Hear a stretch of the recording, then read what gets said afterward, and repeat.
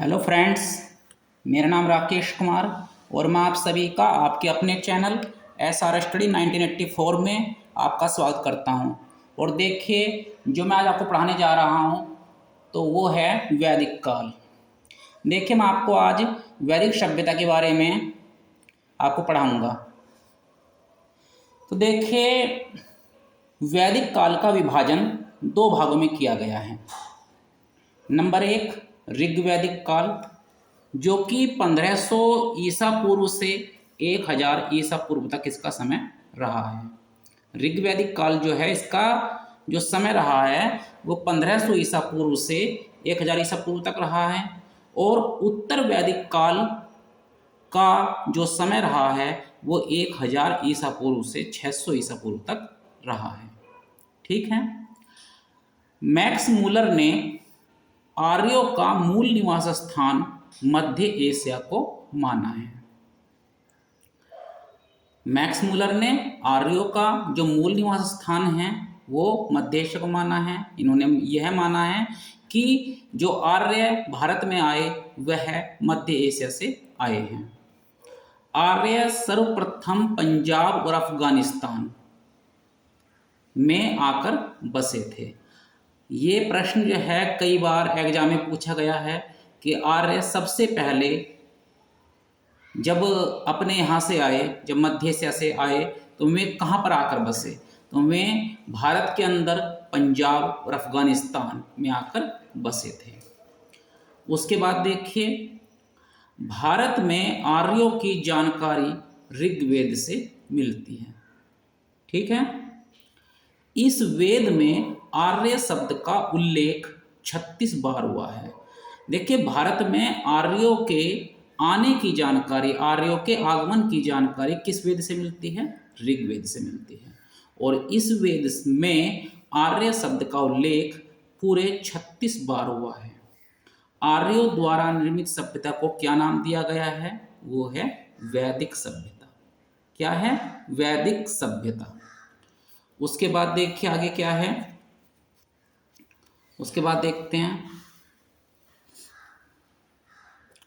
आर्यों की भाषा क्या थी? आर्यों की भाषा संस्कृत थी। क्या थी? संस्कृत। आर्यों का मुख्य व्यवसाय क्या था? वो था पशुपालन और कृषि। सही है। आर्यों का जो मुख्य व्यवसाय था वो था पशुपालन और कृषि। आर्यों का मुख्य पेय पदार्थ क्या था? वो था सोमरस। सोमरस का मतलब होता है शराब। ठीक है। आर्यों का जो मुख्य पेय पदार्थ था वो था सोमरस। आर्यों का प्रिय पशु क्या था? आर्यों का प्रिय पशु घोड़ा था। क्या था? आर्यों का प्रिय पशु घोड़ा था। आर्यों का सर्वप्रमुख देवता कौन सा था? सही है। आर्यों का सर्वप्रमुख देवता कौन था? वो था इंद्र। क्या था? इंद्र। आर्यों द्वारा खोजी गई प्रथम धातु कौन सी थी? वो थी लोहा। क्या थी? लोहा। आर्यों द्वारा खोजी गई धातु लोहा थी। आर्यों का समाज पुरुष प्रधान था। जीवन भर अविवाहित रहने वाली महिलाओं को एमाजू कहा जाता था। क्या कहा जाता था? एमाजू। मतलब जो औरतें जीवन भर अविवाहित रहती थी, कुंवारी रहती थी, उन महिलाओं को एमाजू कहा जाता था। उसके बाद देखिए, गाय को एघन्या, एघन्या का अर्थ है जो पशु ना मारे जाने योग्य हो। जो पशु ना मारे जाने योग्य हो। ठीक है। तो गाय को एघन्या पशु की श्रेणी में रखा गया था। सही है। गाय को एघन्या ना मारे जाने योग्य पशु की श्रेणी में रखा गया था। ऋग्वेद में वर्णित सभी नदियों में सरस्वती सबसे पवित्र नदी मानी जाती है। देखिए, यह प्रश्न जो है एग्जाम की दृष्टि से बहुत अच्छा है कि ऋग्वैदिक काल में सबसे पवित्र नदी कौन सी मानी जाती थी? तो वो थी आपकी सरस्वती नदी। कौन सी थी? सरस्वती नदी। ऋग्वेद में गंगा का एक बार और देखिए, गंगा का एक बार और यमुना का उल्लेख 3 बार हुआ है। गंगा का उल्लेख एक बार हुआ है और यमुना का उल्लेख 3 बार हुआ है, और इसमें सिंधु नदी का उल्लेख सबसे ज़्यादा बार हुआ है। देखिए, यह प्रश्न जो है परीक्षा में पूछा जा सकता है कि ऋग्वेद के अंदर किस नदी का उल्लेख सबसे ज़्यादा बार हुआ है, तो वो है आपकी सिंधु नदी। कौन सी है? सिंधु नदी। भारत के सभी दर्शनों में सबसे प्राचीन दर्शन कौन सा था? वो था हमारा सांख्य दर्शन। कौन सा था? सांख्य दर्शन। अच्छा, सत्यमेव जयते जो वाक्य है ये वाक्य सत्यमेव जयते जो ये वाक्य है, ये किस उपनिषद से लिया गया है? सत्यमेव जयते यह वाक्य किस उपनिषद से, किस पुस्तक से लिया गया है? तो वो है मुंडको उपनिषद। क्या है? मुंडको उपनिषद। तो सत्यमेव जयते जो यह वाक्य है, ये मुंडको उपनिषद पुस्तक से लिया गया है। अच्छा, उत्तर वैदिक काल में कौशाम्बी नगर में पक्की ईंटों का प्रयोग किया गया है। तो इस वाक्य को बहुत अच्छे तरीके से ध्यान में रखेंगे कि उत्तर वैदिक काल में किस शहर के अंदर, किस कस्बे के अंदर जो है पक्की ईंटों का प्रयोग किया गया है, तो वो है कौशाम्बी नगर। कौन सा है? कौशाम्बी नगर। महाकाव्य कितने हैं? महाकाव्य जो है आपके 2 हैं, रामायण और महाभारत। ठीक है, महाभारत और रामायण। अच्छा, अब देखिए, महाभारत का पुराना नाम क्या है? महाभारत का पुराना नाम क्या है? वो है जय संहिता। महाभारत को जो पुराने समय में जिसको नाम दिया गया था, वो नाम दिया गया था जय संहिता। क्या नाम दिया गया था? जय संहिता। अच्छा, उसके बाद देखते हैं जरा,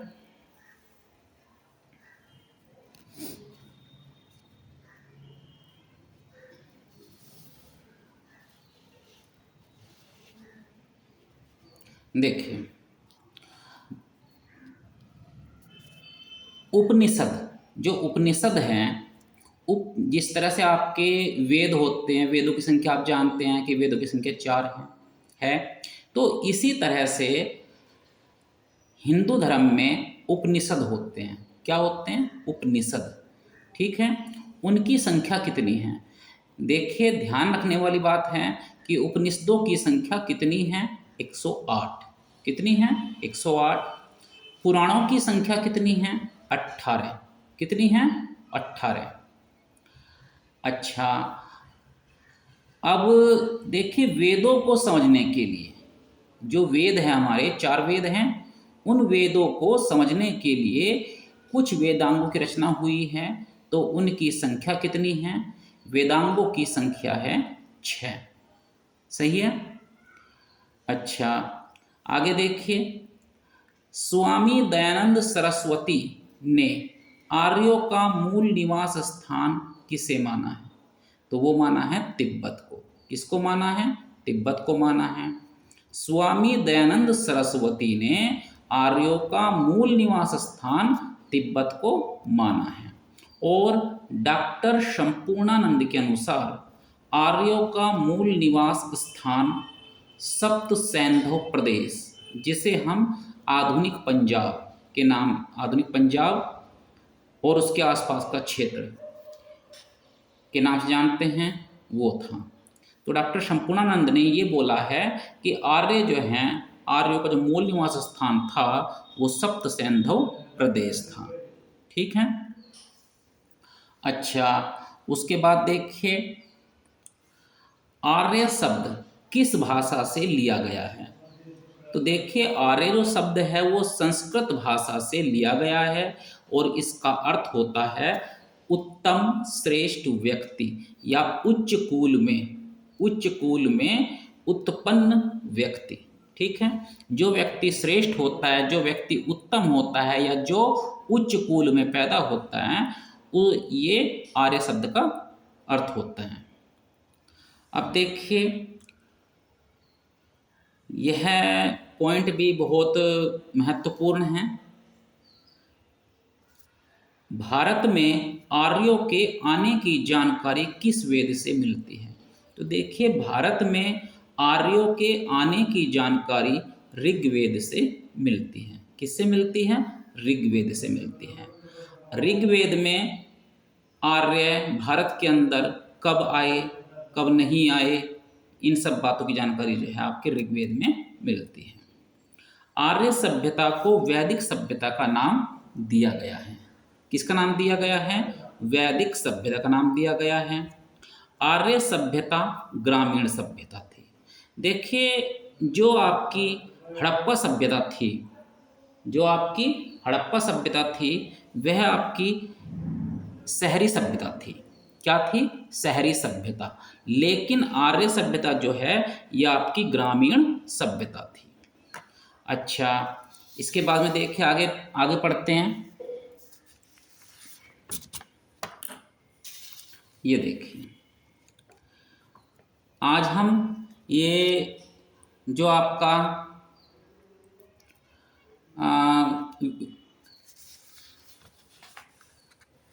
जो आपकी वैदिक सभ्यता है, ये आज हम वैदिक सभ्यता के बारे में पूर्ण जानकारी प्राप्त करेंगे। ठीक है, इस टॉपिक में मैं कोई भी ऐसा प्रश्न नहीं छोड़ूंगा जो कि परीक्षा से बाहर हो जाए। देखिए ग्रुप सी के जितने भी एग्ज़ाम होंगे, ठीक है, ग्रुप सी के जितने भी एग्ज़ाम होंगे, उन सभी एग्ज़ाम में यदि वैदिक सभ्यता से कोई भी प्रश्न आता है तो वो इस क्लास से बाहर नहीं जाएगा। इतनी बात मैं पक्का करके कह सकता हूँ। अब देखिए आगे, गायत्री मंत्र किस वेद से लिया गया है? तो देखिए गायत्री मंत्र जो है वो ऋग्वेद में मिलता है। गायत्री मंत्र कहाँ से मिलता है? ऋग्वेद से मिलता है। ऋग्वेद की जो लिपि है वो क्या थी? जैसे देखिए आप जानते हैं कि हिंदी भाषा की लिपि क्या है? देवनागरी है। तो इसी तरह से ऋग्वेद की जो लिपि है वो कौन सी है? वो है ब्राह्मी। कौन सी है? ब्राह्मी। आगे देखिए, बोगाज कोई अभिलेख ईरान से भारत में आर्यों के आने की सूचना देता है। मतलब किस अभिलेख के द्वारा आर्यों के ईरान से भारत में आने की सूचना मिलती है? तो वो है बोगाज कोई अभिलेख। कौन सा अभिलेख है? बोगाज कोई अभिलेख। उसके बाद देखिए, गायत्री मंत्र की रचना सबसे पहले किसने की? तो गायत्री मंत्र की रचना जो है वो विश्वामित्र ने की थी। किसने की थी? विश्वामित्र। छांदोग्य उपनिषद ग्रंथ में देवकी के पुत्र कृष्ण का वर्णन किया गया है। देखिए कई बार जो है परीक्षाओं में प्रश्न पूछा जाता है कि किस उपनिषद के अंदर देवकी के पुत्र कृष्ण का वर्णन किया गया है? तो वो है छांदोग्य उपनिषद। कौन सा है? छांदोग्य उपनिषद। निष्क शब्द का प्रयोग पहले गले के आभूषण के रूप में किया जाता था। निष्क जो शब्द है ये, इस शब्द का प्रयोग पहले गले के आभूषण के रूप में किया जाता था, परंतु बाद में इसे सिक्के के लिए प्रयोग किया जाने लगा। ठीक है, निष्क जो शब्द था इसका प्रयोग बाद में सिक्के के रूप में किया जाने लगा, सिक्के के लिए किया जाने लगा। अच्छा आगे देखिए जरा,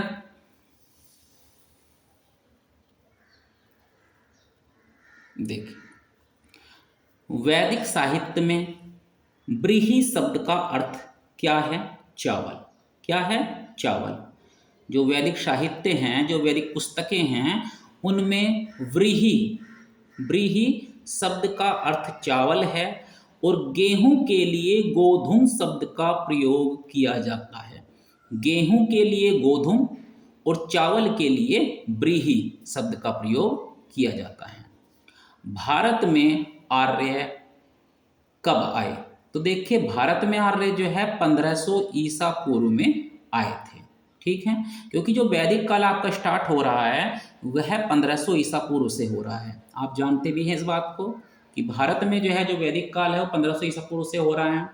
तो भारत में जो है आर्य जो आए थे वो हमारे 1500 ईसा पूर्व में आए थे।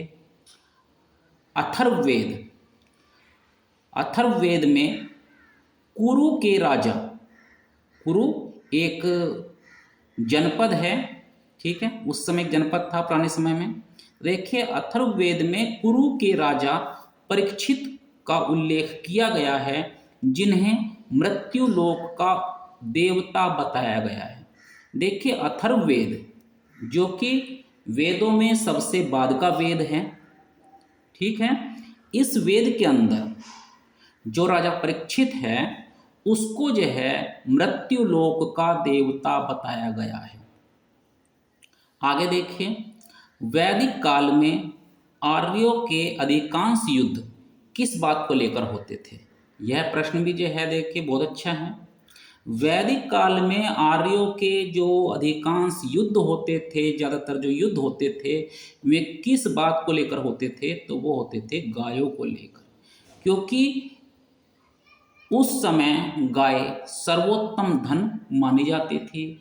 तो जो वैदिक काल के जो लोग थे, जो राजा थे, वे मतलब जो है वे केवल गायों को ही जो है चोरी करते थे, गायों को लूटते थे। तो गायों के लिए जो है उनमें आपस में युद्ध होते थे, और उस समय जो है गाय एक बहुत बड़ा धन मानी जाती थी। अब देखिए, बात करते हैं हम वेद और उनके उपवेद। देखिए, ऋग्वेद का जो उपवेद है वो आयुर्वेद है, ठीक है, ऋग्वेद का जो उपवेद है वो आयुर्वेद है। ये चीज़ भी जो है आपको बहुत अच्छी तरह से याद रखनी पड़ेगी। ऋग्वेद का जो उपवेद है वो आयुर्वेद है।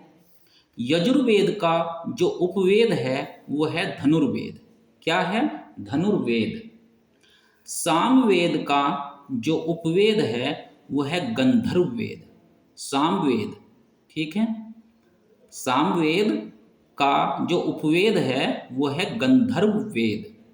अथर्ववेद का जो उपवेद है वो है शिल्पवेद।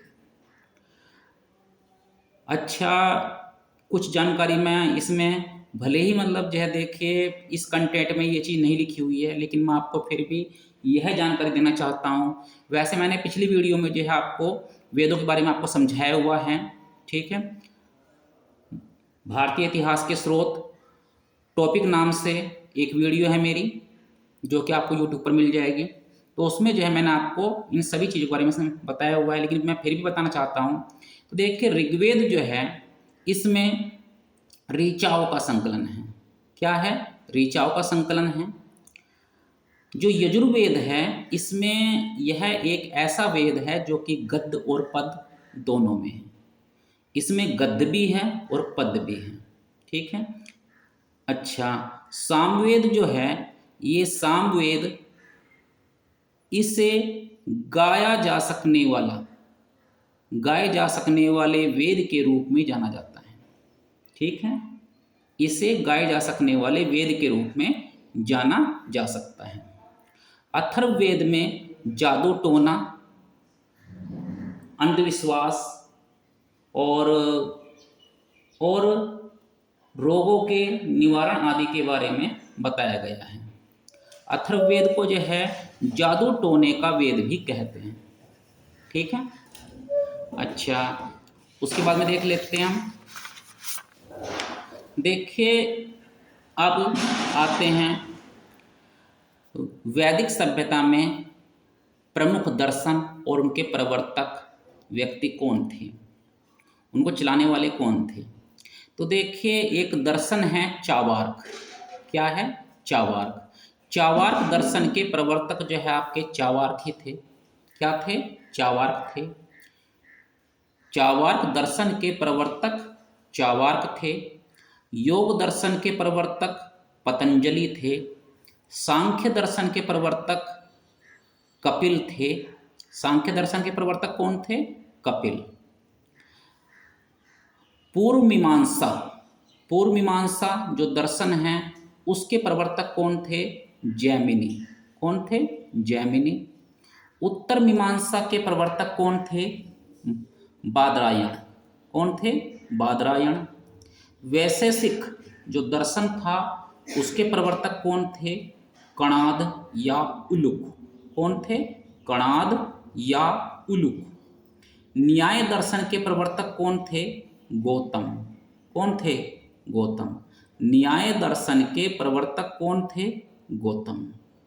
सही है। अच्छा, उसके बाद में हम ऋग्वैदिक कालीन देवताओं के बारे में हम पढ़ लेते हैं। तो देखिए ऋग्वैदिक कालीन देवता, देखिए इंद्र जो है, इंद्र उस समय वैदिक काल में, उस समय इंद्र एक देवता थे जिसको हम युद्ध का नेता या वर्षा का देवता भी कहते हैं। इसे हम, इंद्र को हम युद्ध का नेता या वर्षा का देवता भी कहते हैं। अग्नि, अग्नि क्या था? अग्नि जो था वो देवता और मनुष्य के बीच एक मध्यस्थ की भूमिका निभाने वाला देवता माना जाता है। अग्नि को देवता और मनुष्य के बीच मध्यस्थ की भूमिका निभाने वाले देवता के रूप में जाना जाता है। वरुण, वरुण जो है, जो वरुण है, इसको पृथ्वी और सूर्य का निर्माता, समुद्र का देवता, ऋतु परिवर्तन और दिन रात के कर्ता के रूप में जाना जाता है। सही है। वरुण को पृथ्वी और सूर्य के निर्माता, समुद्र के देवता, ऋतु परिवर्तन और दिन रात का कर्ता के रूप में इसे जाना जाता है। धौ, धौ क्या है? धौ, देखिए धौ को जो है हम आकाश देवता के रूप में जानते हैं। क्या है? धौ को हम आकाश के देवता के रूप में जानते हैं। सोम, सोम क्या है? सोम को हम जो है वनस्पति देवता के रूप में जानते हैं। ठीक है, सोम को हम वनस्पति देवता के रूप में जानते हैं। और देखिए जो आश्विन जो देवता है, आश्विन, इसको हम विपत्तियों को हरने वाला, देखिए यहाँ से चीज छूट गई है, माफी चाहता हूँ आपसे।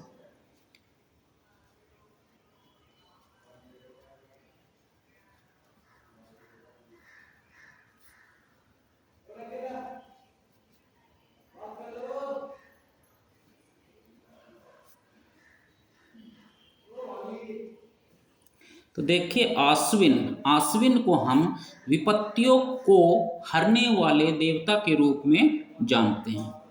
पूषण, पूषण जो है इसको पशुओं के देवता के रूप में जानते हैं। पूषण को पशुओं के देवता के रूप में जानते हैं। इसके बाद में देखिए, देखिए विष्णु, विष्णु को जो है विश्व का संरक्षक, मतलब इसको जो है संसार का पालनहारी के रूप में जानते हैं। और इसे जो है विश्व का, पूरे संसार का, पूरे ब्रह्मांड के संरक्षक के रूप में इसे हम जानते हैं और पालनकर्ता के रूप में इसे हम जानते हैं। मरुत, मरुत को जो है आंधी तूफान के देवता के रूप में जाना जाता था। सही है, मरुत को आंधी तूफान के देवता के रूप में जानते थे। ऊषा, ऊषा को जो है प्रगति और उत्थान देवता के रूप में जाना जाता था। अब देखिए आगे, आगे देख लेते हैं।